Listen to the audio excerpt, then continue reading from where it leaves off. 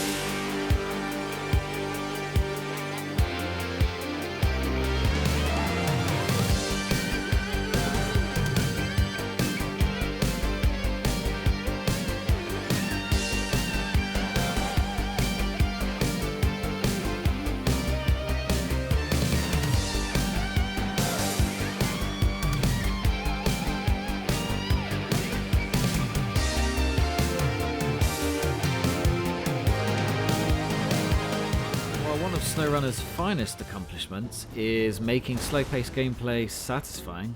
Speed is still fun. It also helps you make money more efficiently, so here's a good old-fashioned drag race at the Icy White Valley Airdrome in Alaska. Place your bets now. As usual, because mud tires are just so useful in SnowRunner, I fitted it to all for consistency. However, except for just one scout that would not stay straight, so I had to put chained on, but that won't affect speed because the trucks max out before the end of the runway. I've also taken off all utility add-ons that add extra weight.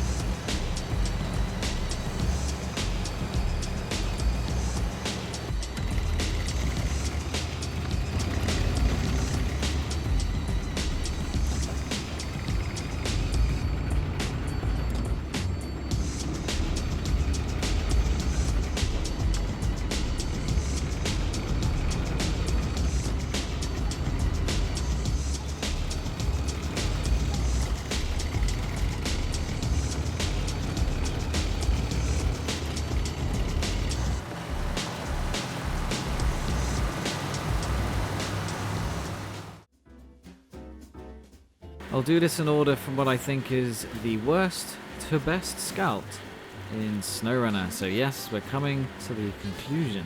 Now this may be controversial, I know, so have those pitchforks and flaming torches ready. But before I'm whipped at dawn for crimes against the frothing internet masses, please remember that I made this video to help you, yes you, I'm looking at you. So of course, you are welcome to make your own mind up, or just share the video with a friend who is smack talking your favourite truck. How dare they? Oh, Don 71. We laughed, we cried, and we had fun. But despite being fun to drift, you're just too keen to fall over and fidget about all over the place. Plus your level 21 snorkel is ridiculous, your engine noise is awful, and you ran out of fuel during my trailer test. In fact, you were the only one to do so. Though nimble and cute, you're still largely a novelty vehicle. I feel like the Scout 800 could be 10th and the Don 71 9th. It's a bit like choosing between having your arm or leg amputated. This truck has engageable all-wheel drive, so it's engaging to drive, and you can save fuel on easy terrain. Diff lock always on is nice too, plus there's a roof rack add-on for some field work. It's just that the mud tyres seem ineffective when the going gets really tough. The turning circle is giant too, and it loves to tip over constantly. Ah, Lofi, you look so cool. Shame then that you are so ridiculously bouncy on raised suspension that you tipped over multiple times just getting to the various challenges in my video. Let's put it like this, I'd be less stressed carrying a priceless Fabergé egg. Luckily, the SnowRunner gearbox helps give you more control, and taking it steady does reward you with a pleasing Scout that can handle a lot more than it looks. It's got beefy mud tyres, looks awesome, and the tuned custom suspension makes it higher up than most of its rivals, so it will go over pesky tree branches nicely. It is also fast when upgraded, has a good turning circle, and is generally satisfying to drive. It does, however, like to tip over unless you drop down on the suspension height, and it is not the fastest through difficult terrain, although it rarely gives up, and nothing sneaks through dense forest quite like this thing. Once an absolute weapon, the Khan 39 Marshall is now heavier, slower, and has a vastly reduced fuel tank. It's not even the best in mud despite its tyres, plus there's no towing ability and it's fidgety to steer. Still, it's by no means the worst Scout, as it is more stable than those before it in my list. As for the fuel, you can drag around a fuel trailer, plus it's free with the season pass, so there's no reason not to try it. I just wouldn't bother buying it separately if I were you. Putting the Chevrolet CK1500 in 5th place was a tough call. It could be 4th in some areas, as it's fast, likes to drift, is pleasantly stable, and has oodles of ground clearance. I also love how it looks, and it has beefy tyres. You would be forgiven for ditching this truck early on because it is a bit weedy, but take the time to find the upgrades using MapRunner.info and you end up with one of SnowRunner's best Scouts. I used the Hummer H2 as my main Scout for a while and it got me through Alaska. just about. It's a versatile scout that can go a long way on a tank of fuel and even further with add-ons. Yet the recent H2 tyre nerf has made it even slower when you go off-piste. As a free truck then, I would definitely use it in the early game. But I feel the following 3 contenders are just better options overall.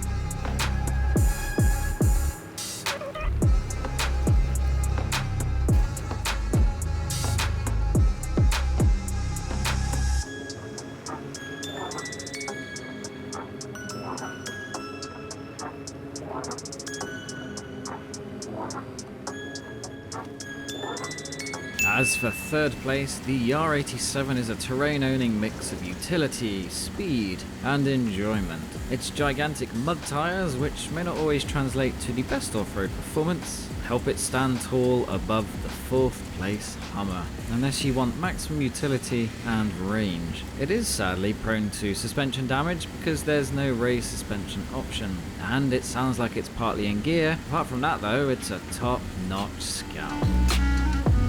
TUZ420 Tartarin, meanwhile, is an absolute beast for rescues because it treats mud like tarmac. It is, however, rather slow, has a large turning circle, cannot tow a trailer, and the lack of snorkel means deep water adventures are a big no-no. The fact it is hard to tip over is a plus, as is the always-on all-wheel drive and diff lock. Just don't expect much customization, and it will get damaged more at speed because of the lack of raised suspension. So after all that, which is the best scout in SnowRunner? Well, for me, it's the International Lodestar 1700 because it blitzes through harsh terrain far quicker than any other scout. It can play a number of scouty roles effectively thanks to the pickup chassis and crane add-ons. It can also pull trailers and rescue other trucks and is just so much fun to drive. Although be wary that the crane add-on makes it seriously tippy. Yes, it's less agile than most of its rivals, but rarely have I found this to be an issue. It also drinks fuel, but then you are usually always moving, so this is less of an issue. Did I mention it can wheelie and has flashing lights? Yeah. Case closed. If only it had a small flatbed for a single slot of cargo or could tow bigger trailers. And that's the end of the video. Thank you very much for watching. This took a while to make, as you guys know. So if you could like, subscribe, share, comment, and cope with watching the adverts in future videos, I'd really appreciate it. I think the main conclusion to draw from this video is that there are just not enough times when you'd need to use a scout over a bigger truck, such as the Tiger King, and that's a shame.